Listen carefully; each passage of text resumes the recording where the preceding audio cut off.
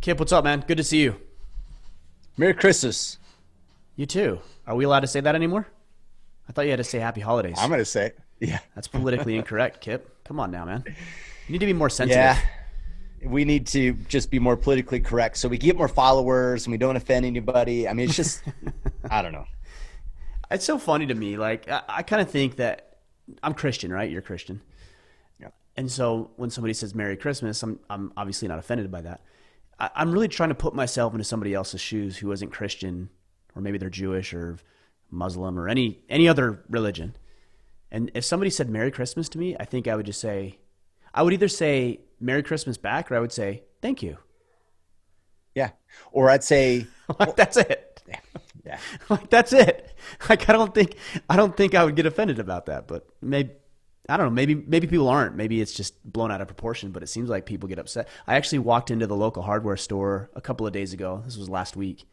And I think I was getting a little space heater from my garage gym, and I got it and walked up to the register, and the guy rang me up, and as I was leaving, he handed me my receipt and he said, Merry Christmas.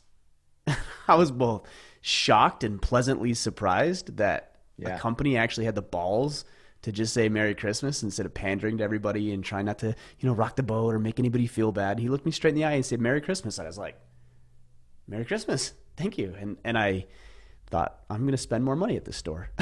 Totally. So it's crazy. It's crazy. Yeah. The last thing we need to be doing is pandering to people's feelings more. Like, I think that's the last thing that needs to be occurring. Yeah, for sure.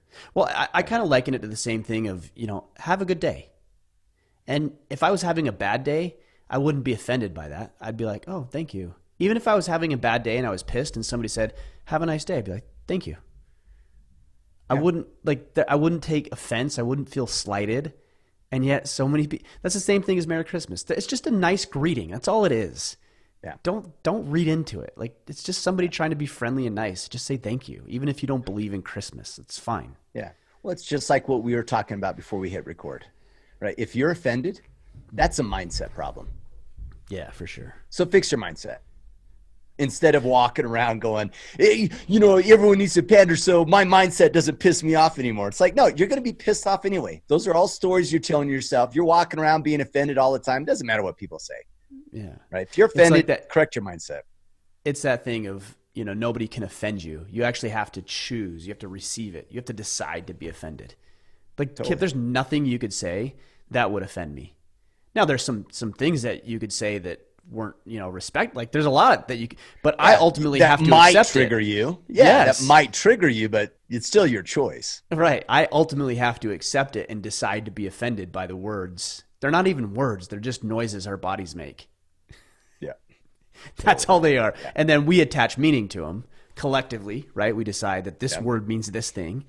Or individually, we decide, oh, well, that noise that Kipp made, or the way that it was made, or his body tone when he said it means this thing. And actually, it could mean none of that. You just interpreted it that way through your own baggage, then through your own lens. Totally. Yeah. Totally. All right, man. Well, let's get into some questions. Hold on. We got to change your name here. You and your wife here. Dear Lord. Your name here. Hold on. Let's get you taken care of, Kipp. Anything else you need me to do for you today, or? You know what? All right, let's go. Do you still have some of those red curveballs? Are they all gone? I think I have maybe like 4 or 5 left. I don't have very many left at all. I snagged one actually. Yeah, right after our I snagged a couple, man. I did. It's Christmas season. I was like, you know what? This is perfect. The entire leadership team that I work with, they're all getting Order of Man ball caps. That's right, man. That's right. That's how The best gear, for sure. Somebody made fun of us because we were talking about our hats too much last week, by the way. Yeah. These guys, on YouTube, they're like, these guys really like their hats. It starts at like, the real episode starts at 5 minutes, and 30 seconds or whatever. So we won't talk about hats. I cracked a joke on your Instagram. I was just joking. Did you see that? I don't know. Well, maybe. What funny. Was it? So about balls on my face or something? I didn't see that. Yeah, I did see that. So I had to say it. I was like, I'm offended. I had to say it. It was super I'm offended. funny.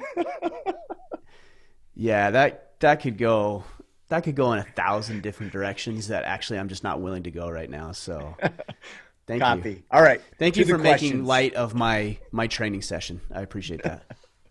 Hey, man. I didn't make fun of you, so I feel better about.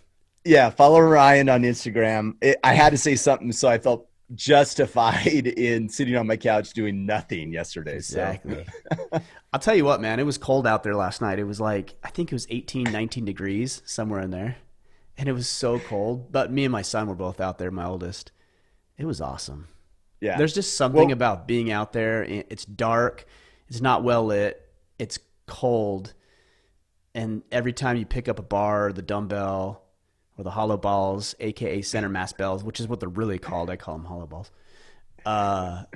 Your hands just freeze. It's cold, but it makes it better. It makes the workout better to me. It's like it counts more because it's more miserable. Yeah. You're forced to put in extra reps to heat your hand up enough so you can actually remove your hand from the metal without it ripping your skin off. No doubt. No doubt. That's funny.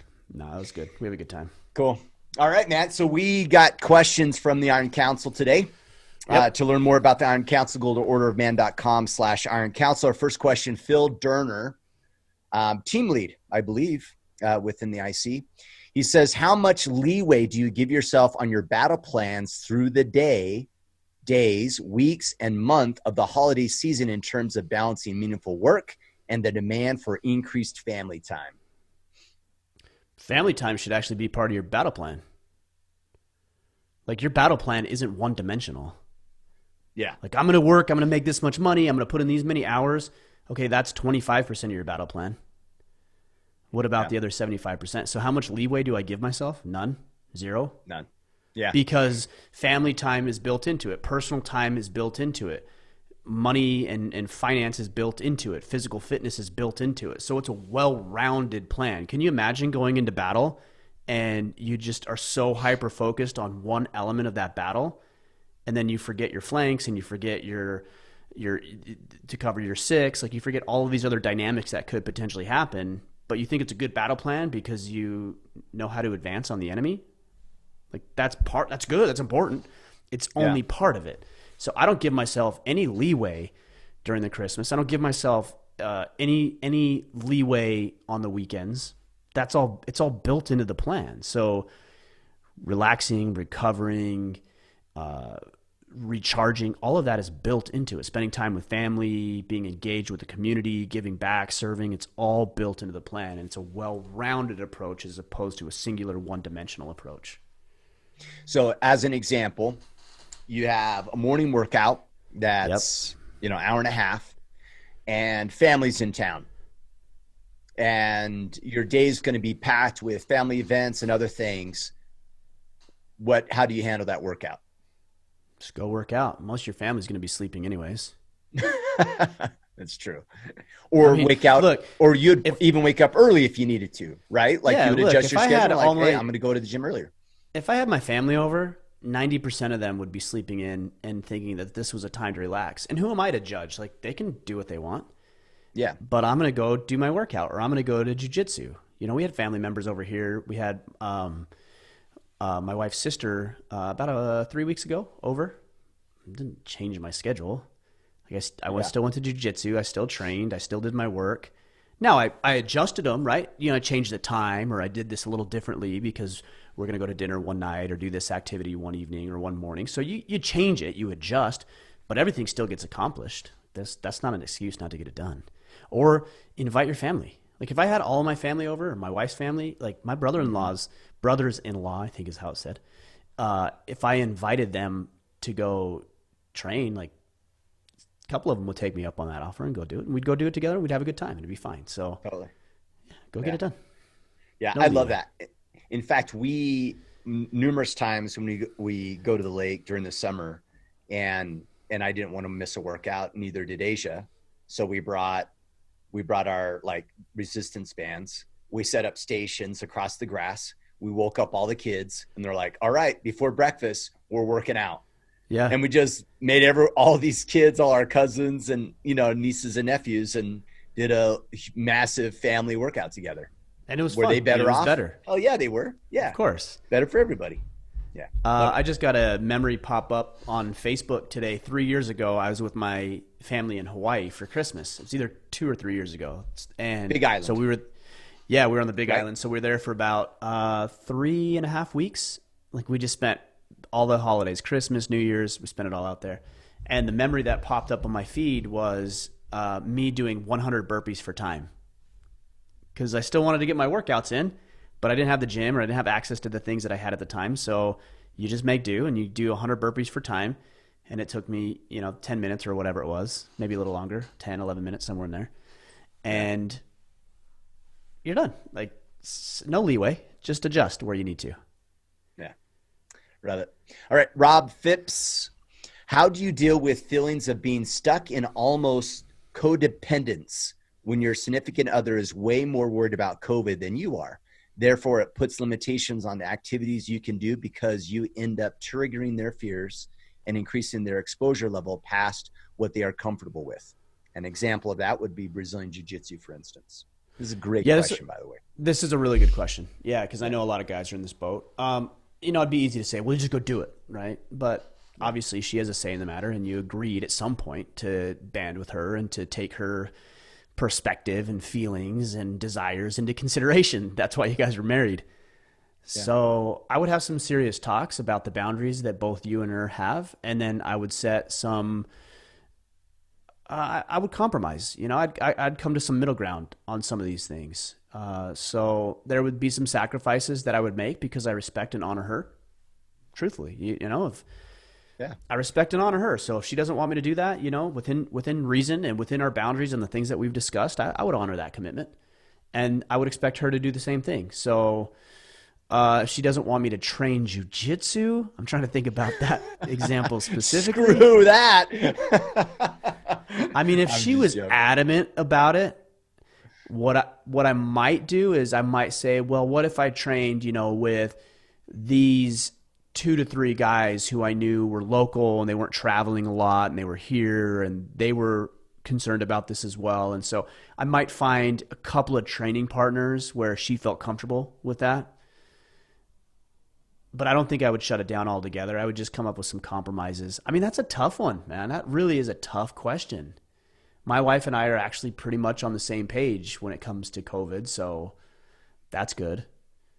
Yeah. I think you just be safe. You just come up with a compromise. You establish boundaries. You honor her boundaries that she has, and you collectively work towards a solution. Yeah. Yeah. I wish it was a clear-cut answer.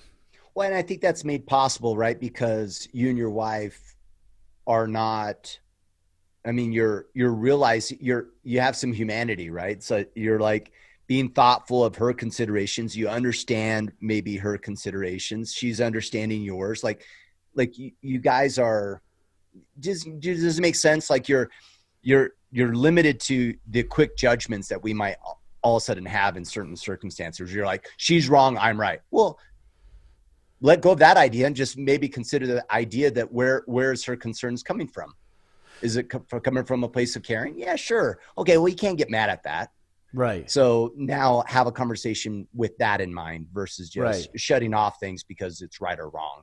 Yeah, I agree. I think there's just some boundaries that need to be established, and you need to have these conversations. You need to discuss. You need to find the middle ground. You need to, like you said, to your point about understanding her concerns and what they are, because maybe she has some specific concerns that you haven't exactly uncovered, but if you did, then that would actually allow you to do what it is you want, because it really wouldn't address those issues. I know I'm just speaking generally, but maybe there's just some lost in translation type stuff going on here where you think she wants you to shut everything down, and actually she's just worried about this one thing. Like going to the gym. Maybe she doesn't want you to go to the gym. Okay, well, so maybe you get some weights for the home, right? And you start building out your home gym so you can still do your exercises, which is what you want, and she can feel comfortable knowing that you're not at the gym. I think there's opportunities to come up with creative solutions for this one. I really do. Yeah, for sure. Mike Denman, how important have aha moments been to your life? Have there been a lot of aha moments that accelerated your trajectory towards where you are now or where you want to be? Or has your life been more plodding along with only a few moments that have changed your course towards a better trajectory? Yeah, I would say the latter. I don't think there's these big grand aha moments where everything completely changes. I think there's instrumental changes in circumstances that would cause you to think differently, but I've also had changes like that where I haven't recognized that this is an opportunity for growth. So it's really your perception of it. Yeah. So the aha moments, not so much as it's just compounding little lessons, little things that I've learned along the way. You do them enough, you stack them together, and you realize, oh, that was actually a pivotal moment for me. For example, when my wife and I went through our separation, that wasn't an aha moment. Now, I had a moment, and I've talked about it at length, where I remember thinking to myself, this marriage is over. And my goal at this point is just to become the best catch for the next woman to come into my life. That was my thought. I guess technically you could probably call that an aha moment, but I could have very easily done nothing with that. I could have very easily gone a completely different route, and it could have hindered me rather than helped me. So it's our perception of the experiences that we have. I kind of feel this way when people ask questions like, what's the one thing you should do to improve your business? And I can appreciate the desire to know what that is, but it's never just one thing. It's a collection of a bunch of little things. And if we're always looking for that home run, then we might just overlook something simple like working out every day or reading a book every day or trying to look for the lesson from everybody. And people say, who's the most inspirational guest that you've had on? They all are. Like, yes, there's more. I guess there's some guys that maybe resonated with me more, but there's other ones where I didn't feel like it was necessarily a great podcast, but they said one thing that I was like, man, that was super impactful. And that could actually meant more to my life than the guy who, I've looked up to for 10 years and I finally have the opportunity to talk with him. So I think we as human beings are constantly striving and looking for that like next big thing. And it's like, just come back and look for what's present in the moment. You being engaged, you reading every day, you training your body every day, you leading effectively, you looking for lessons, documenting it, journaling it, going through your battle plan. It's not sexy. That's the problem, is everybody has these stupid little devices that, I say stupid, they're amazing. We wouldn't be connected if we didn't have these devices. But also the trap is that we're looking for the bigger and the better and the grand and the sexy and the things that everybody else are doing, and maybe just watching a movie with your family is actually the most important thing you should be doing right now. But that isn't sexy. Yeah. That's not Instagram worthy, but that's what we measured against. Like, can I Instagram this? No, you can't, but it was the most meaningful thing you could have probably done at any given point. So stack them together. I think he said trudge along or something like that. Just be consistent. Plotting. Do the little things, plodding along. Do the little things very, very well, ruthlessly consistent, and you'll find more quote-unquote aha moments in your life. Yeah. And it sounds, based upon what you said, that you also define those aha moments based upon what you do. Right. You may have a mental breakthrough and go, oh man, this is an amazing concept. But if you do nothing with it, is an aha moment? No. Right. Because it didn't change. It didn't pivot. You didn't become better. So now it was just an idea that was fleeting and that you never acted upon. Well, and they're all relative to your own personal life. So let's take it to jiu-jitsu. We always like to go there. So the other day I was training and Pete was giving us some instruction, and we were talking about the Kimura from Side Control. And he said one thing that I never realized, and maybe somebody's going to hear this. Somebody's been training, maybe even you are going to hear this. Somebody's been training for a long time and think, obviously, duh, you didn't know that. And he said, when you get them in the Kimura and the Side Control, ideally you want to get that leg, that top leg. If you can step over their head with it, then that's how you're going to sink that in and tighten it down. And I'm like, I never realized that. Every time I went for a Kimura, guys like sat out of it, or they sat up, like they were able to fight out of it a little bit. That was that one little thing. I'm like, oh man, I didn't even know that. Yeah. So a bunch of other people could have probably heard that and they're like, yeah, that's not special, because they already knew it. And it wasn't an Yeah. aha moment for them, but it was an aha moment for me. So we have to look at our own individual circumstances and where we are on the path and on the journey in different areas, and realize that, if it's one little thing that you hear that changes the game, that's all you need, man. Yeah. And it's not going to And be sexy or grand to anybody else, but it could be meaningful to you. Yeah. And what I love about that is, at least for me, I've heard certain things and I wasn't ready for them. We've talked about this, right? Right. Yeah, I'm not ready for it. And so it didn't make sense. Like, it wasn't an aha moment. Why? Because I wasn't ready to receive it. Mm-hmm.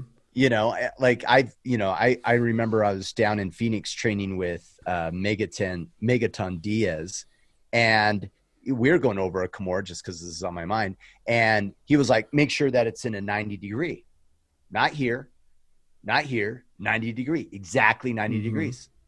I've heard that before, but I wasn't in my progression of jiu-jitsu in a way where that mattered. And then he's told me that, and I thought, holy crap, like, that's groundbreaking. Right. I've heard it, but it wasn't, I didn't even hear it. Like, how's this? It's been told to me, but I never heard it because I didn't see its relevance. You heard it, but you weren't listening for it. Exactly. Yeah. And there's other things in life too, where, so somebody could have told you, let's take the Kimura, for example. Somebody could have taught you the Kimura, and you could have heard all the instruction, and you received it, and then you practiced it, and you implemented it. And then the next time you go to a very basic jiu-jitsu training session, they teach you the Kimura, and a lot of guys will just, oh, I know it all. I already know that move. Yeah. Right. But then you go to this basic thing that you should already know and that you feel comfortable with, and you hear something, and it was actually the same thing you heard before, but you heard it differently because your space in life changed relative to what was being told. So, like, I've heard things before. I'm like, I've heard that before. I've read that in a book, or I've watched that on a video, or listened to a podcast, and so said that. And then somebody else says the same thing a year later. I'm like, oh yeah, because I'm in a different place and I can see things differently. So it's all relative. Yeah. And it's so applicable to books we read, to relationships, to the information we consume. I mean, I even think, sometimes we use analogy, or one of the shirts that we have in the store is iron sharpens iron. Mm-hmm. That's meant so many different things to me over the years. Or being a lighthouse. What does that really mean? That has evolved so much over the years. Sure. And it was impossible to see how I see it today without the experiences of life. Yeah. There's one other factor, and then we'll drive on from this question, and it's your receptiveness. Your receptiveness to the lessons that life will teach you is very, very important. And so many people are completely closed off, either subconsciously or consciously. Maybe it's arrogance, maybe it's pride and ego. I don't need that. I've already got that figured out. But I'm telling you, if you can just be receptive, that's actually one thing that's greatly enhanced my ability to be an effective podcaster, is just receptive to what another individual is saying. Like, let me just entertain that for a minute. Let me just explore that. And that doesn't mean that I think they're 100% right, or that I agree 100% on what my guests say, but at least I'm willing to accept it and then question it and let it bounce around in my brain for a little while to see, oh, is this actually something that is relevant or that could improve my life? And sometimes I find out that it is, and sometimes I determine that it isn't. But your receptiveness to lessons, to aha moments, to things that people can teach you is a very valuable skill to learn. It's all wrapped up, I think, in the bow of curiosity. Are you curious about what you can extract from this situation that will help you be a better man? Yeah, totally. I have to mention one more thing that's relevant to this, if you don't mind, is and see how that relates to our relationships with our spouses and with our children. Like, to really be curious and understand them. And I think it's the people that we love most that we have a tendency to put them in that box, and we stop listening. We stop learning from them. We stop being curious about them, and we immediately close them off and kind of box them up. And I think it's detrimental to our relationships because we stop seeing how they're growing. I mean, you're not the same person you were 5 years ago. Well, probably the same thing with your wife. Yeah. Probably the same thing with your kids. And if Yeah. we're not actively curious and accepting or trying to understand them, then there's a huge amount of a relationship that's going to be burdened due to our inability or unwillingness to do so. Well, and you limit yourself on your ability to lead effectively. So a great Yeah. example of this in a relationship context, not romantically, but with your children. My second son, he loves Lego. He loves getting on the iPad and playing this cars racing game, and he has all the cars and he has his garage and everything. And I could easily dismiss this and write it off as, oh, he just likes video games. No, that's not what it is. I mean, yes, he likes the video game for sure. Yeah. But why does he like that? Oh, he likes cars. Why does he like cars? He's fascinated with the process of a machine that can actually go 250 miles an hour. And so I see him and I watch him and I'm very curious about why he likes the things that he does. He likes battle bots is another thing that he's into because he's fascinated with building a machine and has all these little pieces and components that move and turn and spin and then he goes and he watches BattleBots and then he makes BattleBots out of Legos. Like I could write, if I wasn't paying attention, I could write that off as, yeah, he just likes to play or he just wants to be entertained. No, it's so much deeper than that. It's more than that. And what that does as a father, that curiosity, exploring and going deeper, is it gives me the tools that I need to put things in front of him that will foster and nurture his curiosity and the things that he is engaged with. So I don't buy Legos because they're fun. I buy them because he enjoys the process of building, right? I don't, BattleBots, like we're getting him into that because he enjoys that. And I know that, and that will actually help him be better in his life. So now as a leader, I'm better equipped because I was curious rather than just writing simple interests off as nothing more than hobbies or things they like. Yeah. Yeah. And puts you in a position to have an established, strong relationship with your son that now allows you to teach and communicate in an effective way. Totally. I mean, my wife, she's into beekeeping. This is a new hobby she picked up earlier in the year. And it's not a thing I'm interested in necessarily, but she's interested in it. And so guess what I did? I bought a book. It was like a $20 book. I bought it on Amazon. I heard about it. I'm like, cool, I'll buy that book. Bought it, gave it to her. She knows how vested I am in her. Like that makes me more influential in her eyes. It cost me $20 to tell her that I appreciate her, that I'm excited for her, that I'm listening to what you're interested in, that I care about you, that I'm willing to invest in things that she knows I'm not interested, but I'm willing to invest in things you are. And doesn't that garner some sort of influence and credibility and authority in her eyes? Absolutely. So when I speak up about something else, she's much more likely to listen because I did these other things and I showed that I was genuinely interested in her and her interest, not necessarily how it could serve me. Right. I love it. All right, Dan Delario, what's your year-end protocol for reviewing your battle plans and determining goals for the next year that will be basis for your battle plans, this coming year? Do you do any annual after-action review, and do you review your 20-year plan? Let's get the things I don't do out of the way first. I don't do a 20-year plan. Like, I don't even know what I'm going to have for dinner tonight, let alone what I'm going to be doing in 20 years. You have no idea. Yeah, Ryan recommends do not plan anything. Nothing. Next Just question. Wing it. Just wing the whole thing. Hey, it's So not in your control anyway. It's not in your control anyway. I mean, to me, it just seems like an exercise in frustration and headache and heartache. Yeah. It's right? better not to commit to something if there's a chance that you might fail.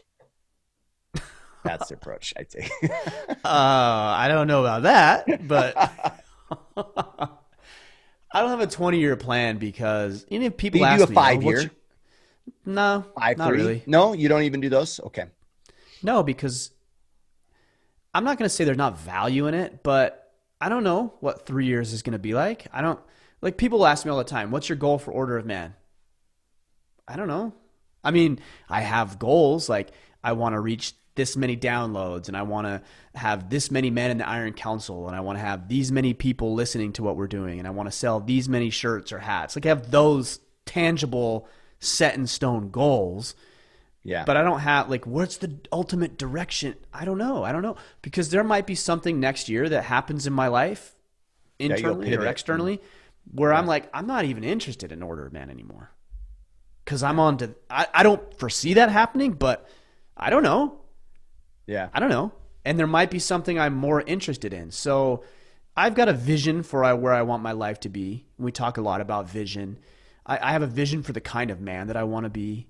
The virtues that are important to me, the principles that I hold on to that I think are valuable for me and the people I care about. And then as long as what I'm doing stacks up against those litmus tests, I'm satisfied. And that could be leading Order of Man, and it could be running for political office, or it could be starting another business. It could be 1,000 different things, but as long as it gets me towards that ultimate vision of the type of man that I am. So I don't have a 20-year, I don't have a 5-year, I don't have a 3-year. I work in 90-day segments. And January 1st, 2021 yes, it's a new year, but it isn't a new planning thing. The only thing to me is it's a new quarter. It's just another quarter. The planning over the next week or so is the same exact planning that occurred for you 3 other times earlier this year. Throughout the year, for sure. Yeah. So January 1st is another quarter. And so how do I review it? I go back and look at what I accomplished in the previous 90 days, and I think about what I want to accomplish in the next 90 days, and I do that. Now, that's not to say I'm not thinking about what might happen in 6 months. For example, we're thinking about events and a potential book in the works that are 6 months, 9 months, 12 months down the road. But then I reverse engineer it back into quarterly segments. Okay, so that's 9 months out, that event. What do I need to do right now? Well, actually, for this event, you don't need to do anything right now. Next quarter, yeah, you'll have to. But this quarter, you're going to focus on these 4 things. Next quarter, these 4 things. I'm telling you, that 90-day planning method has worked wonders for me because it's not so far out where I lose interest or I run into a bunch of scenarios that I don't understand, and it's not so short where I can't actually produce measurable and tangible results. It gives me enough time to actually move the needle in a meaningful and significant way. So I will review the end of this year in the next week or two, review how this quarter went, and I'll adapt and I'll adjust and I'll improve and I'll tweak and I'll make the next quarter better than this one based on what I accomplished and what I didn't accomplish this quarter. Yeah. Cool. All right, Chris Gratney, an off-the-wall question. My dad texted me and he asked, does Order of Man have a nonprofit? Is Order of Man a nonprofit for donations for the end of the year? Is Order of Man a nonprofit? Has a nonprofit equivalent. Yeah. No. I was thinking about this because I see where he's coming from, right? Like maybe he works for a company or him himself wants to have some donations kind of wrapped up before the end of the year. He's bought into the cause of what Order of Man's about. Yeah, I mean, I could consider that. I've never made any qualms. It's interesting. I'm not that interested in doing it. I would say just find something locally that would support something like we would do. So, for example, sponsor a youth sports team. Like that's something I would donate to. That's something I have donated to. Pick up a team and give them $1,000 and get them all jerseys and uniforms and sponsor their training or have, send them somewhere for like a camp, like a hitting camp or something. I'm just trying to think kind of out loud here. If you want to make a donation, find something in your local area that's serving the local community and do that. If you want to support what we're doing, then buy our products. Yeah. And then if you want to be gracious, then donate them somewhere else. Like I had a guy, here's an example. I had a guy reach out a couple of weeks ago, and I don't exactly know the ramifications of what he's doing, but he's got about 50 youth that he's helping with mentoring and guidance and coaching. I don't know the exact details, and he reached out and he says, hey, I'm thinking about buying 50 of these kids' battle planners. Would you be willing to give me a price break on them? Here's what we're doing. I'm like, yeah, I'll give you a price break on those. So I dropped them down. I reduced them by, I want to say like 50%, 45, 50%. I said, here's what we could do them for. I want to be charitable. I want to help out where we can. And that was a way for him to give back, but then also support what we're doing here, right? Because we have the income to continue to grow the movement and expand it. I have no problem at all being a business. There's nothing in my mind that says maybe I'm taking advantage of people. There's never been a thing where I'm like, oh, I should just do this out of the goodness of my heart and not make income. That has just never been an issue for me. I know it is an issue for a lot of people. I want to make as much money as possible. I want to charge as much as we possibly can for our goods and services. And I want people to make a decision as to whether or not what we offer is valuable to them. And then we do a voluntary exchange. That's where I'm at. And that serves me. That serves my family. That serves the people who are listening. That serves the people who buy our products and goods and services. And to me, there's nothing immoral or wrong with that at all. So if you're looking for deductions, find a local place. If you want to support what we're doing here, yes, you could donate, I guess, or you could buy something and have it or donate that to somebody else. Yeah. Yeah. Which could be easy, like, buy numerous copies of Sovereignty and hand those out, right? Like that's, buy 20 that's books, supporting the movement, passing the word. I mean, it's a great way. Yep. In fact, we have a gentleman who just bought, I want to say either bought 10 or 20 books. We ran out in our store, but he bought them on Amazon.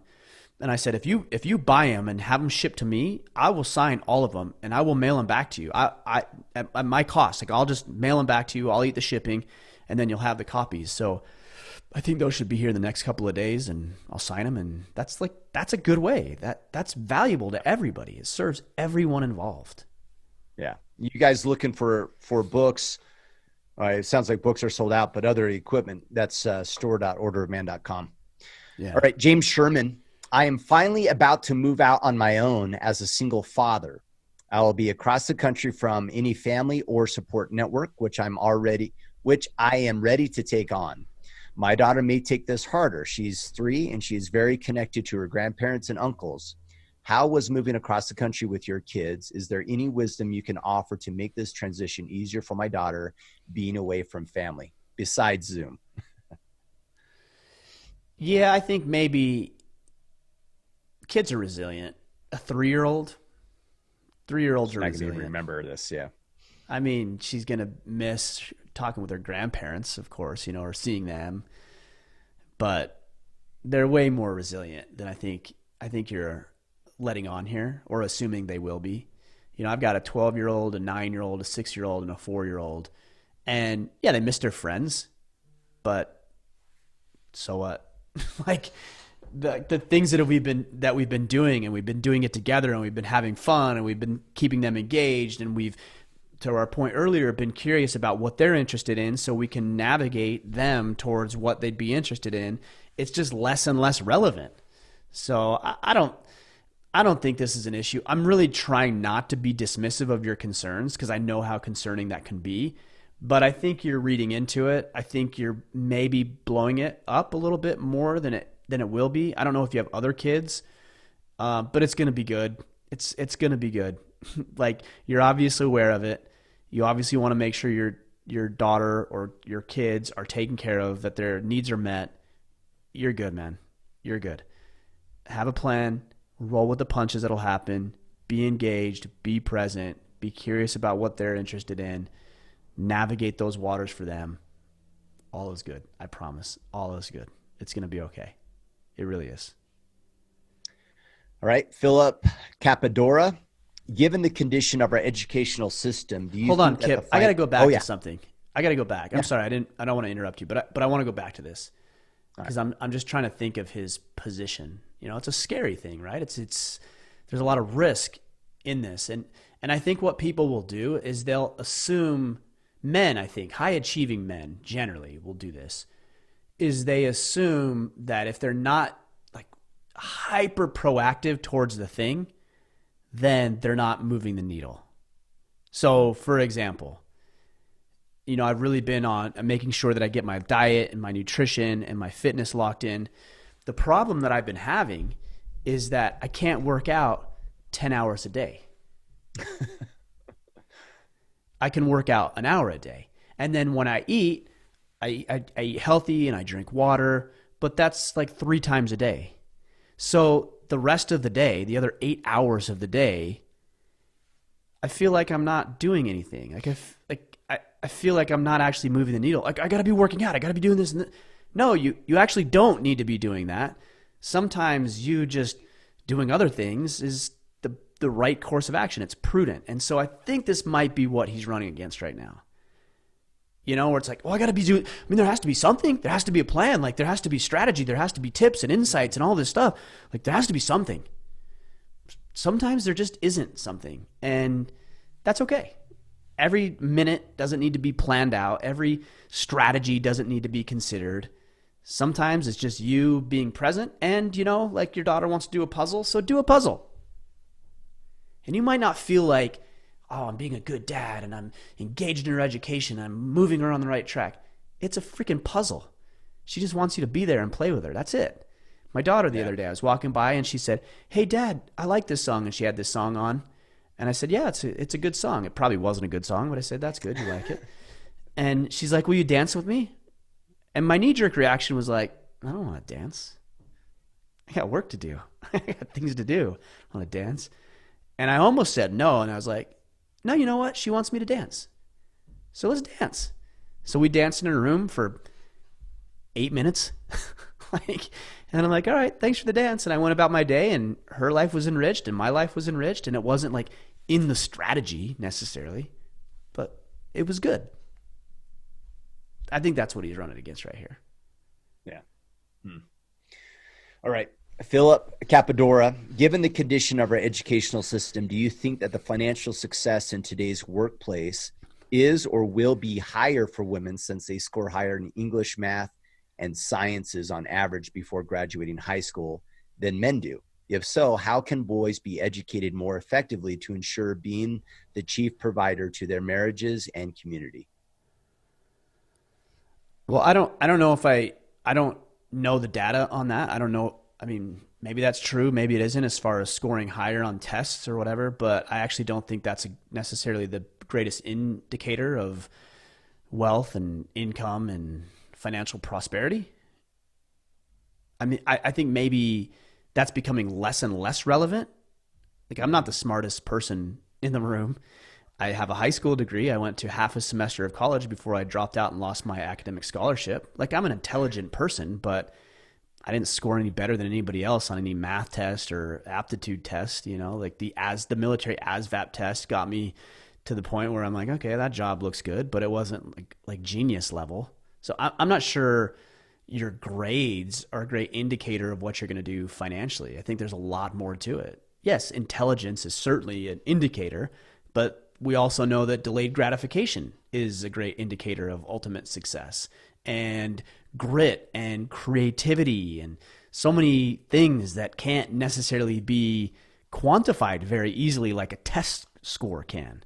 And I think what we're going to see more and more is we're going to see that these worthless college degrees, and listen to me when I say that, I'm not saying that every college degree is worthless.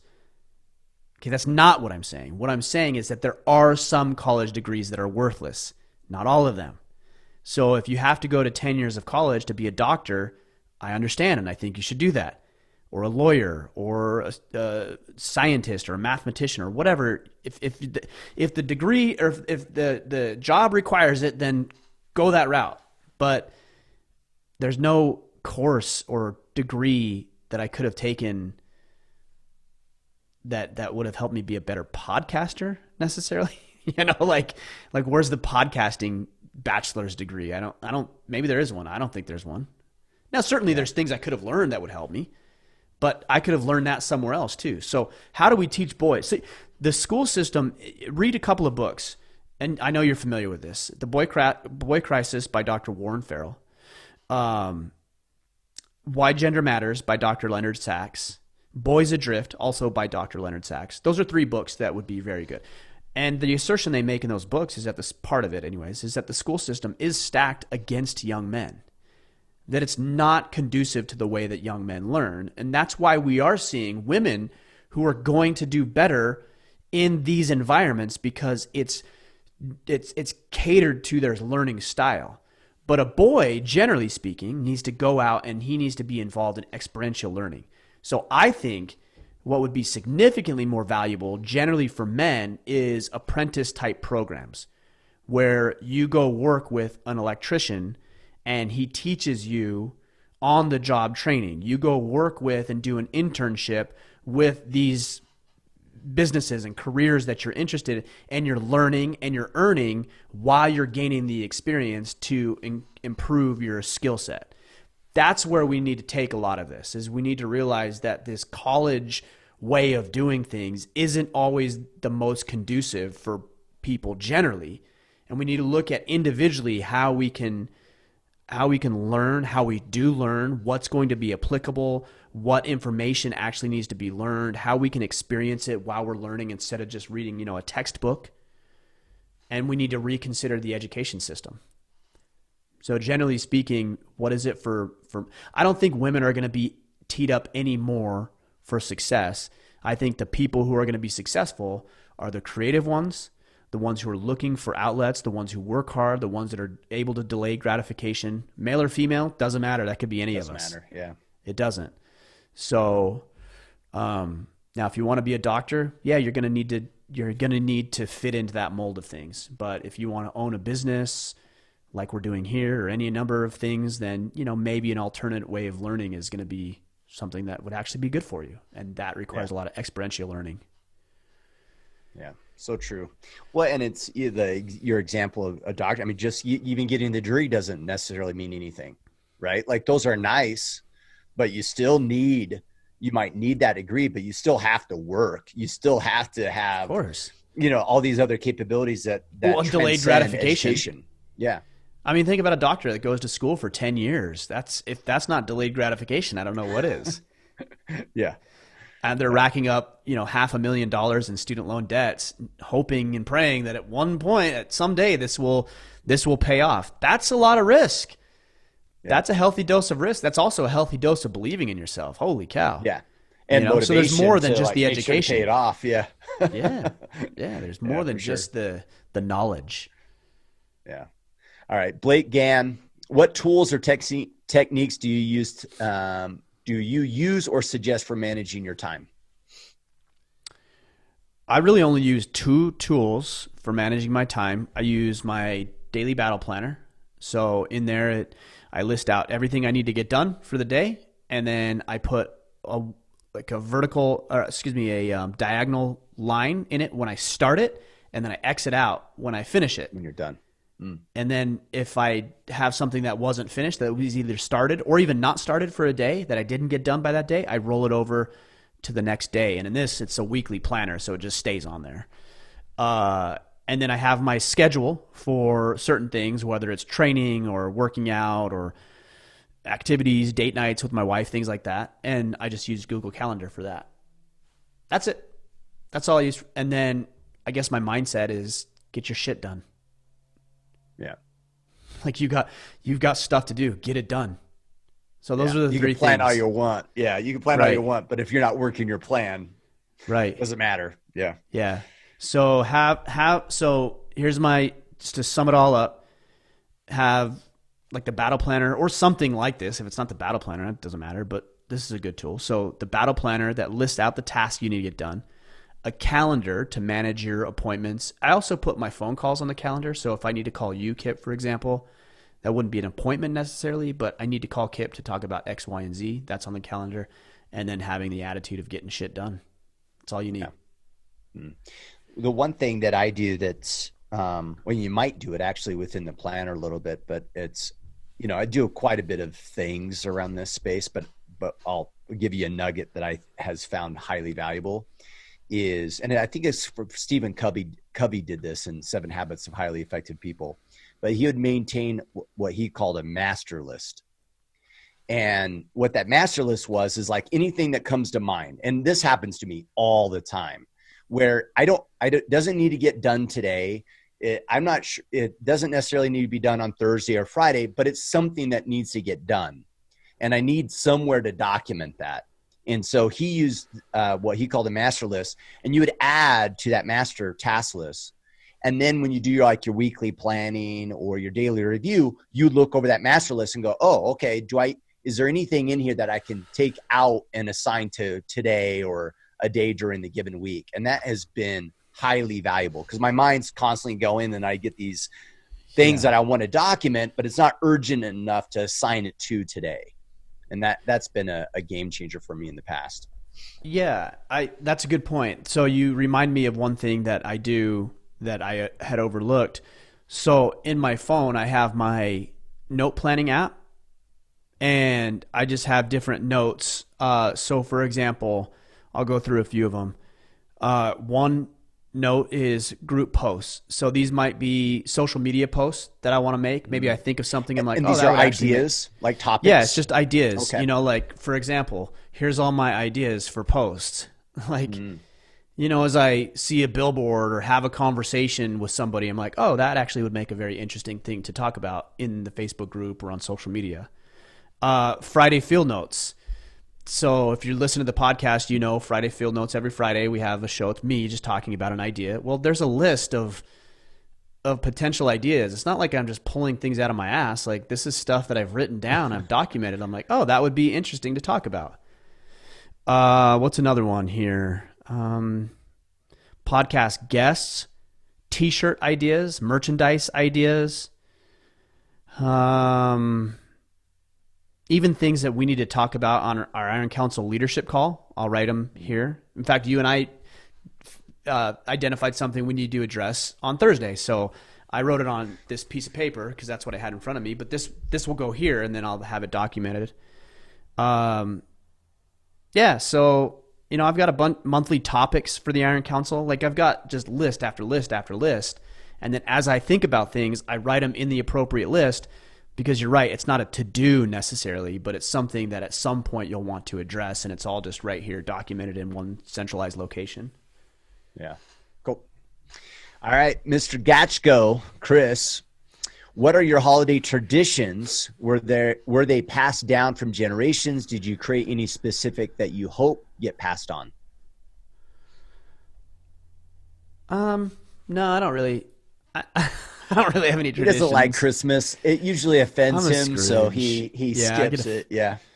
I mean, nothing anybody else does. Like, we watch Christmas movies. We give like each other Die Hard. presents. I think everybody does that, right? One thing we do is we cut a Christmas tree down every year, me and the boys. So that's something we do. That's so you fun. go to the woods and get a tree, like legit. Yeah, I mean, in this case, we go into our yard, which is kind of nice, but that's changed over the past couple of years. Yeah. Yeah, I mean, outside of that, I think it's like we do the same thing everybody else does. You know, maybe you open one gift the night before. Yeah, you matching give each pajamas. Matching pajamas. You know, we do have a list of Christmas movies, and I think there's 28 movies on that list. Kid appropriate, so Die Hard didn't make the cut because this is for the family, the kids. I know. Yeah. We have our own list. We have the adult version, then we have the kids version, the family version. I don't want to see the adult list. Yeah. It's not, we don't disclose that publicly, so you don't have to worry about that. But yeah, we've got, 28, 29 movies on there that we'll watch for the family. Maybe I should share that with you guys so you have that idea. But my wife got me this really cool thing, and it's like a little lumberjack. It's like, I don't know, maybe 5 or 6 inches tall. And you can pull his body up, so it's just his legs, and then you can put it back, like that's where it attaches. So you pull it up, and there's this little, it's incense is what it is, but you just put it on this little metal tray, and you light it, and then you close the thing, and it smokes out of his mouth, so it looks like he's smoking a pipe. It's really cool, actually. Like, that's one of my favorite Christmas things. So, like we collect little things like that are meaningful, that only get brought out at Christmas. That's kind of fun. So, yeah, that kind of stuff. Yeah, I don't know if we do anything that's fun. Really, we do a talent show Christmas Eve. Oh, that's cool. So that's cool. Everyone's expected to showcase a talent, you know what I mean, to go around the room. Yeah, I like that. Asia, her grandma was from France, and so they make traditional cookies and desserts every Christmas, all of her and her sisters. And we do what we call snaked. I think I've mentioned it in the past. Snaked? It's kind of, it's when you run out in the snow half naked and the first snowfall of the year. So it And do seems to snow be, angels and stuff. yeah, it Yeah, seems to be that's cool. oriented towards Christmas because that's usually, you know, or Yeah. Thanksgiving because that's usually when we're out there. But I don't know. And that's just my way of torturing my children, really. I'm not sure if it's a Yeah, I mean, little you got bit to have passed some on. fun for yourself as a father, for sure. One other thing that we've started to do, or that we did, and we are going to do more of, and we were going to do it this year. We were actually supposed to go to Scotland for Christmas this year, because, like I said earlier, 2 years ago we went to Hawaii and we were there for Yeah. about 3 weeks or so. So every other Christmas we're going to go on a vacation Somewhere else. somewhere. So it was Hawaii. We were, like I said, we're going to go to Scotland. I think we're going to do Scotland next year. And so we're just going to travel and just go experience Christmas somewhere else, so that's kind of fun too. Dude, Scotland, man, that'd be awesome. I haven't That'd been. be cool. Yeah. Yeah, You that never and know. Ireland's like on my short list. Yeah, man. All right. Philip Capadora. Well, the Bible says that he that finds a wife finds a good thing. My question is, what is a wife? And I'm not What sure is a Philip's, wife? yeah, well, I'm assuming Philip's not really asking what is a wife, but like maybe in this context, why do we feel that's a good thing? So I know that's not what he's asking, What? but I'm trying to Maybe find value in the let's question. cover it from as many angles as we can. A wife, I think, is a woman who you decide to partner with, to share responsibilities, to share some of the burden of living life, to bring children into this world, to commit and honor to her, and be with her forever. And that's what a wife is to me. I actually don't think the government should have any say in the marital process at all. It's not their place. It's not their business. I think it's a decision between Transcends two government adults, and whether or personal, not yeah. they. And this is actually the way I feel about gay marriage. Like it. Now, I don't agree with that personally, but if two individuals who are gay decide that they want to commit and be married to each other, and okay, well, that's your decision. To me, the government shouldn't have any say of whether that is or is not allowed, because it's not their place. It's not their business, actually. So we could get off on tangents on that. But again, a wife is, again, a woman you could partner with, you band with, you commit to her, you sacrifice, you share the burdens, and you commit to walking this life hand in hand together, and you bring children into this world in that union. That's what a wife is to me. Why is it good? Because everything that you're not, she should be, and vice versa. I'm not patient. I'm not empathetic. I'm not always the most kind person or understanding. And these are all things that she is. So I have a hard time understanding her at times, and she has a hard time understanding me. But the perspective gives me something that I could not have on my own.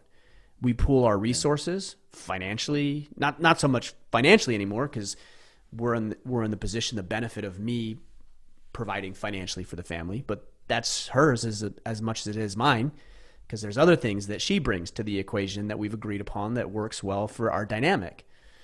So we pool our resources, we magnify our efforts. It isn't the 1 + 1 = 2. It's like 1 + 1 = infinity. Like I couldn't do half of what I do or more without having her to support and her to nurture and guide and teach our children and mother them and make our house into a home. So that's a good thing. It also teaches us commitment and discipline and honoring our commitments, even when it's difficult and challenging. It matures us because we have responsibilities and obligations that we would otherwise maybe write off or dismiss. There's a lot of learning that comes from deciding to be married to a woman. Yeah, for sure.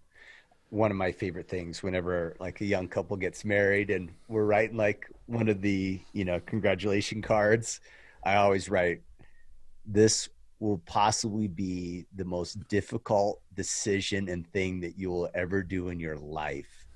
Yeah. And that's normal. So don't make it wrong. Don't assume it's supposed to be bliss and everything else. No, it's going to be hard. And welcome to growth. Yeah, right? for sure. And by not getting married, is it easier? Probably to not be married, for sure, without a doubt. But it doesn't mean it's wrong or not what's best for you. Yeah, easier doesn't equate to better. Yeah. Right. Yeah. But we have a tendency to do that, right? It's like, oh, it shouldn't be hard, Ryan. Right? If it's the right thing, it should be easy. Right? Well, being alone is hard though too. Yeah, it's quite miserable, actually. Yeah, nobody wants to be alone. Like nobody wants to feel unloved or unimportant to other people. Being alone is miserable too. Yeah. So I'd rather be miserable with somebody than not. That's funny. All right. Thomas Clark. How do you plan out your week, month, and year? Every time I attempt to build a planning habit, I get overwhelmed by complexity. I should have read this question earlier today. I think we've already kind of addressed it. Yeah. It's not complex. No, it's not complex. Look, Yeah. these are all Iron Council questions, so you're in the Iron Council. So go through the battle planning segment in the book, Sovereignty, and then also go through it in the section in the Foundry, which is our communication platform.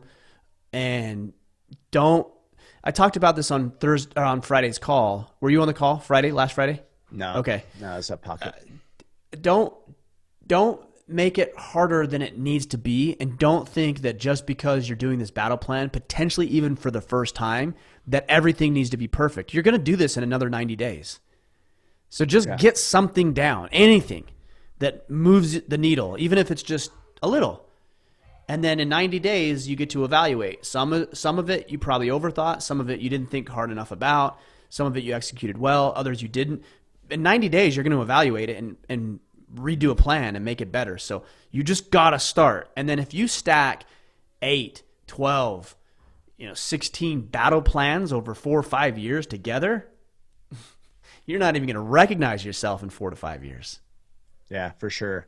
And I would, and for you guys that aren't in the Iron Council, join the Iron Council. Join the Iron Council. Or if you want to get some insight into this process, you can get Sovereignty, Ryan's book that outlines this process, as well as another free resource online at orderofman.com/battle ready. Yes. And that is a 30-day program that kind of walks you through the same exact process. In fact, I would even argue that maybe new guys in the Iron Council might even want to consider reviewing that as well as part of their overall planning process. Yeah, definitely. All right. Dennis Morris. What are you looking forward to giving this Christmas? Is there a particular gift that you're really looking forward to giving?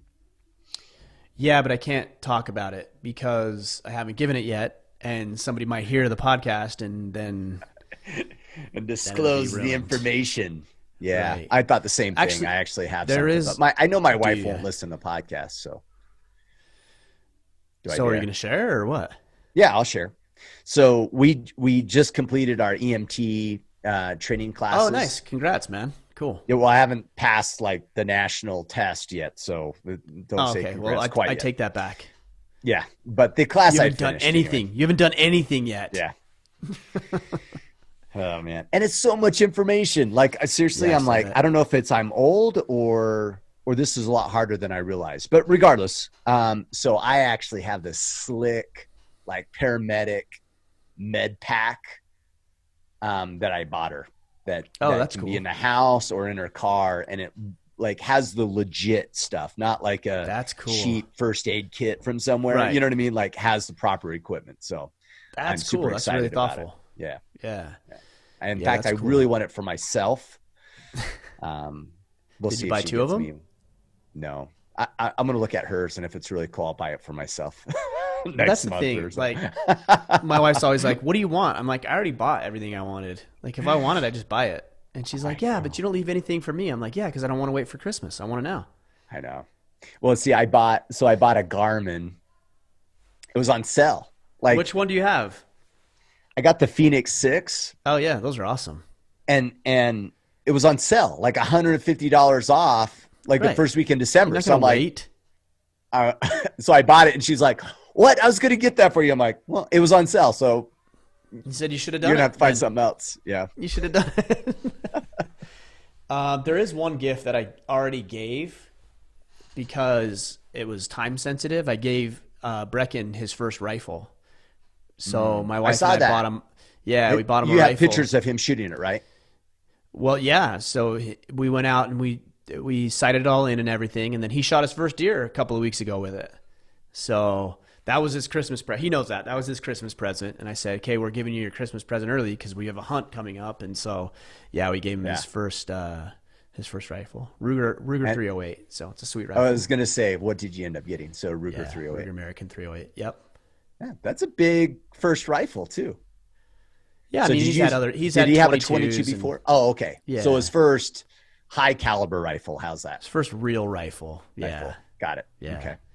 I was going to say, man, I think you would have went with a 22 first, but yeah. Oh no, he's for the 308. he's been shooting. I think he was 2 or 3 years old and he was shooting BB guns, and then his grandpa was having him shooting pellet guns. Then he moved to a 22 single shot 22. Then we have, lever action 22s, and then we went to the we've gone through the progression, the evolution of rifle. Yes. Yes. I mean, and he shot. He's got a 410, a double barrel 410. That's really cool. In fact, I really like that gun. That's a sweet little gun, that little 410 he's got.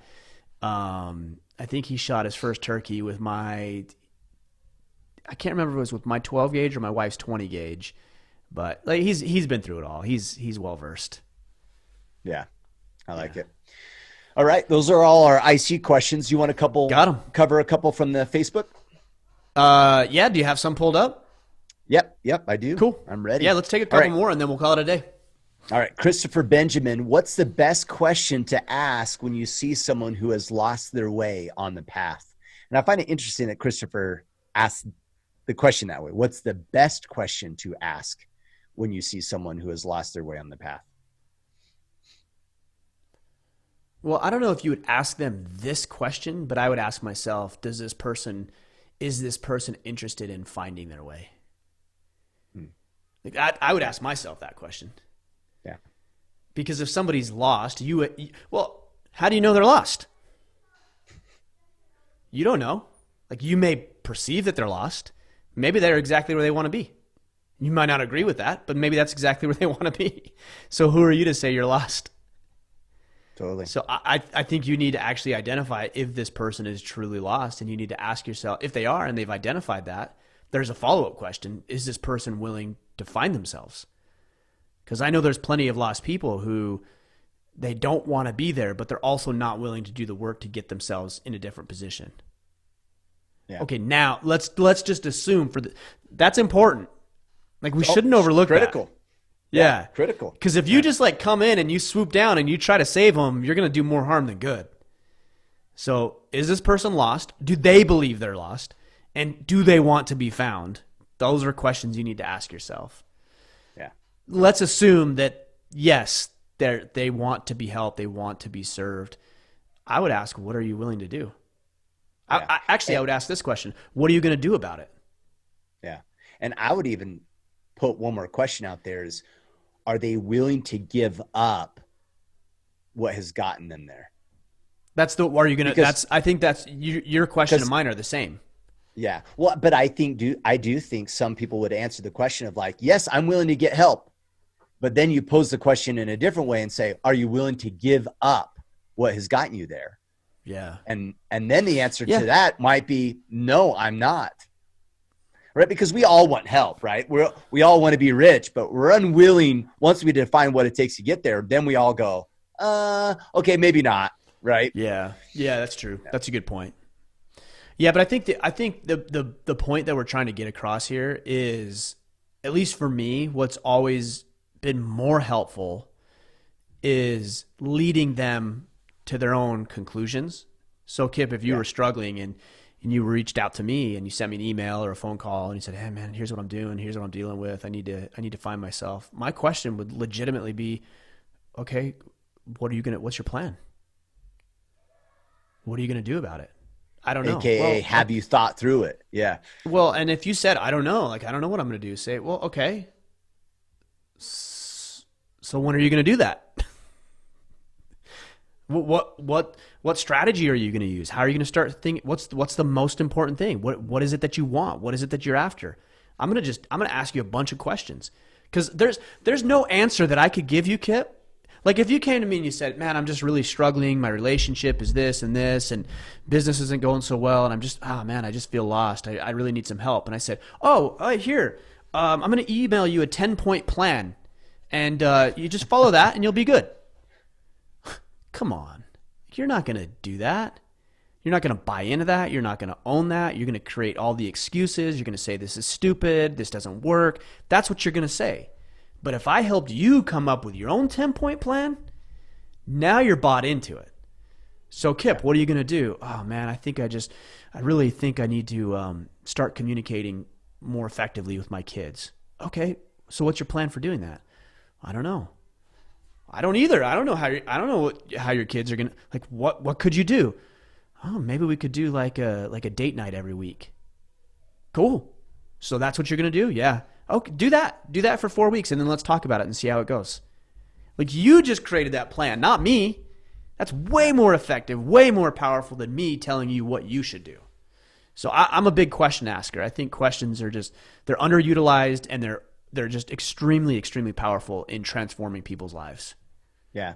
Ryan, don't you think that most guys that might reach out in that way aren't even looking for advice anyway? They're just looking for someone to get on their side and pander and feel sorry for them and help them feel justified in their moment of distress? I don't know. That's why I ask questions. Yeah. Because who am I to decide what their motive is? Yeah, totally. So if a guy reaches out and says, "Oh, I need this and this, and I'm lost," I'm like, I don't know. Maybe they are genuine, or maybe they're not. I don't know. I don't know what they're looking for. So that's why the question is so powerful. Oh, okay. So you're hurting, you're struggling. What are you willing to do about it? Now that's going to turn people off, by the way, and you have to understand that. You know who it's going to turn off? The person you just described. Yeah. Because they're not getting what they actually wanted, which was validation, justification. But I'm not going to assume that's what they want. I can just figure it out through a series of questions. So if you came to me and you just wanted that validation and justification, and I said to you, Kip, man, that's too bad. You're struggling with your marriage. What's your plan? You're going to feel slighted, actually. You're probably going to feel pissed. Like, I wanted you to tell me that me being an asshole or me cheating was okay. It's like, that's not okay. Like, I'm not going to say that. That wouldn't be okay for me. Like, my goal is not to make you feel better. If you're reaching out for help, my goal is to help you get yourself on the path, because I can't be with you holding your hand forever. So I try very hard not to judge or assume people's motives, and asking questions is a great way to skip past that. And you'll find out very quickly what this person is interested in and what they're not interested in. Totally. I love it. All right. 2 more questions. Those last ones kind of short. So Jake Otto, what is the best way to quit a job without risk of any kind of backlash and still use an employer as a reference? It's not possible. Like, to eliminate risk? How's that going to work? Like, what's the best way to eliminate risk? That's literally impossible. Yeah. So maybe mitigate risk a little bit. Sure. Or reduce your risk. Right. And I want to answer the question. I just want to make sure we frame this correctly and understand that there's nothing you could do or say that's like, oh, my employer's not going to be pissed. Zero risk. Yeah. Right. What you need to know is what you just said, how to mitigate risk, and also ask yourself, is the risk worth the reward? That's what you need to know, not how to get rid of risk. It's going to be there. Yeah. So I think the best thing you do is you honor your commitment. If you're working on any projects, you commit to finishing the projects, because that's what you said you would do. So that might take you 2 or 3 weeks or 4 weeks. Finish the project. I think it would be valuable to consider what your absence would mean to an employer. And then, so Kip, if you're my employer and I have a better job offer, I would probably come to you and say, hey, Kip, I needed to talk with you about this. XYZ company has made me an offer, and I've decided to accept that offer. It was something I thought a lot about, And I didn't make the decision lightly, but I think this is going to be in the best interest of me and my family. But I also know that I've made some commitments to you, and I value you as my employer. I value our relationship. I value this work and the experiences that I've had. And I'm working on this project that you assigned to me, and it's going to take a couple of weeks to wrap up. And in the meantime, while we're wrapping it up, I'm going to be training Steve to take the lead on this with your blessing and permission. And I'm going to teach him everything that I've been doing and the systems I've been using and the tools that I have at my disposal. And if you need help hiring a replacement, I would be more than happy to help facilitate that. So I'm giving you my 3-week notice or 2-week notice or whatever it is, whatever's appropriate for you. And committing to you right now that I will support you in the transition of me going to start my employment over here. Like how Can't argue with that. I mean, how do you, now you could come back as an employer and say, F off and say, you're gone today. Okay, well, okay. I tried, yeah. Or what you would say is you'd probably say, oh man, we hate to lose you. You've been such a valuable employee. I understand. Is there anything I could do to change your mind and keep you here with us? That's likely what would happen. Yeah. Yeah. And I would either say, yes, you could offer me 20% more, and then you could negotiate that, or you could say, no, there isn't, but I really appreciate that. And because I value what you've added to my life, I want to ensure that this is a smooth, seamless transition for you. Yeah. Serve them. Continue to serve them. And I think most employers in that circumstance, if you've been a good employee and you presented it that way, would probably be willing to go to bat for you if you asked for a recommendation. Totally. Well, and I can't help but read Jake's question and say, if you have a concern of a backlash because of quitting, it's already too late. Like not too late, but like you obviously don't have a really strong established employer and boss already in place where you know how this is going to play out. You know what I'm saying? I don't know if I agree with that. No, I don't agree with that. No?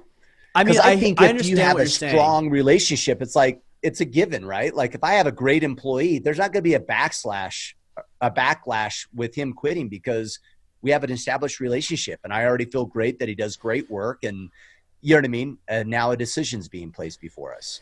Yes. I agree with what you're saying in that probably wouldn't happen. Like I agree, but I also know that our human nature is to doubt and second guess. And some people, it's more prevalent for them. My son is a worrier. You know, he thinks about these, and he's sensitive, which is why, because that level of sensitivity, which is good when it's harnessed correctly, can also manifest itself as unnecessary concern about things that he shouldn't be concerned with. They go hand in hand. So I know that there's people who could have the type of relationship that you're talking about, the great solid relationship, still have this and concern, still put that baggage in their head and say, oh, it's going to go horrible, it's going to go bad, and make it way worse than it needs to be. I see what you're saying. Yeah. So You're right. Like that should be something that you should consider. Like, how is your relationship? Make sure your relationship is established. Yeah. Yes. Yeah. But you could still be doubtful because it's scary, right? Like it's scary to leave and to start something new. And there's a lot of uncertainty. I talk about this often. Is like, why would a woman who is physically abused continue to go back to her abusive boyfriend or husband? Why? Because the fear and the doubt and the scariness and uncertainty of stepping into the unknown is greater than the fear of being physically abused. That tells me that that's a legitimate, pretty real thing that people deal with. Yeah. Yeah, for sure. Okay. All right. Ben Phillips, last question. What is the best way to level up our AMA questions? He says, I'm asking for me. So, and I thought this one might be valuable. Like it really is, right? Like some questions we don't cover them. And so maybe a little advice to the guys on Facebook and who listen to podcasts and what's the ideal AMA. What's the strategy around submitting some really good questions?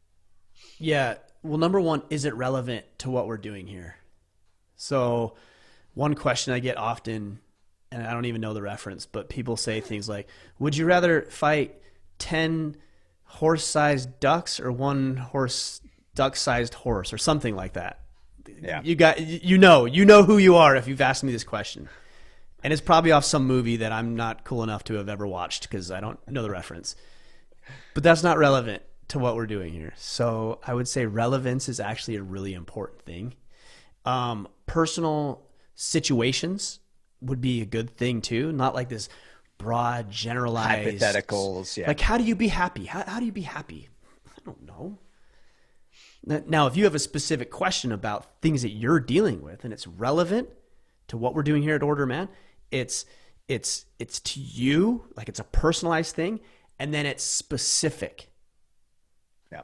So, hey Ryan, what's the best way to make money? Too broad. Hey Ryan, I'm trying to pay off my debt. I don't need the full story, but I've got, $30,000 in consumer debt, and I've got this mortgage, and I've got this and this. Like, what would be the best way to attack that? Then I could give you a very clear-cut, specific answer for doing that. So I think that's a pretty good litmus test. Is it relevant? Is it personal? And is it focused? Is it focused as opposed to just a broad generalized? Is it specific? That's probably a better way to say it. I think those are going to create the best questions. And to add, like, what's a good question? One, obviously, that we can answer. The second is, that's what people relate to, right? Everyone listening to this podcast, the more specific we are about the question and it's personal and we have some details, other people in listening are going to be able to relate to that, right? And that's how I, like, whenever we get messages of guys like, oh, thank you so much for answering my question, whatever, my typical response is, thank you for submitting the question. Totally. We're actually creating the dialogue for other guys to listen and consider for themselves what might be the correct decisions or, action that they need to take in their life, right? So it's not just like what Ryan and I want to answer, but it's also what's best for the listeners and for other guys to help level up. Yeah. I think motive is also important. Like, why are you asking the question? I know there's a lot of people who ask questions just to hear themselves talk, for example. It's like, yeah, why does that matter?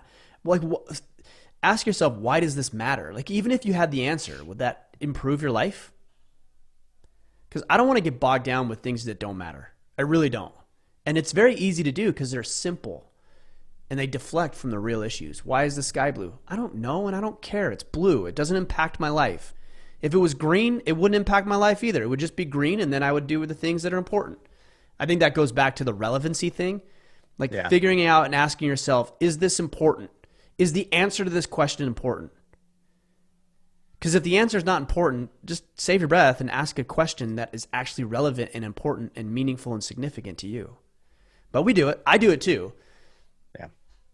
And practice. Another great strategy is just to practice. And I have a lot of practice because I do it on the podcast every week. But practice asking questions. And you'll know. How do you know you asked a good question? You got a good answer. Yeah. That's how you know. That's good. All right. To join us online or in the Iron Council, first go to facebook.com/group/Order of Man. You can join us, join the conversations happening there, as well as submit questions for future episodes of the AMA. To join us in the Iron Council, you can learn more at orderofman.com/Iron Council. We talked about the battle ready. There's a couple questions today around kind of this, it always happens, right? End of year, everyone's thinking about goal setting and everything else. To learn about the strategy used within the Iron Council, you could just join us there. But the other options are to buy Sovereignty. You can get that book at store.orderofman.com or sign up for our Battle Ready program at orderofman.com/battle ready. And of course, as always, join us in this movement by sharing this message with those in your communities and those that you think would be impacted. And you can do so by subscribing to the podcast, sharing podcast episodes, join us on Facebook, or even just supporting swag. And you can get that and many other things from the store at store.orderofman.com. Perfect. Thank you, Kipp. Guys, thank you. Great questions today. Really appreciate the questions.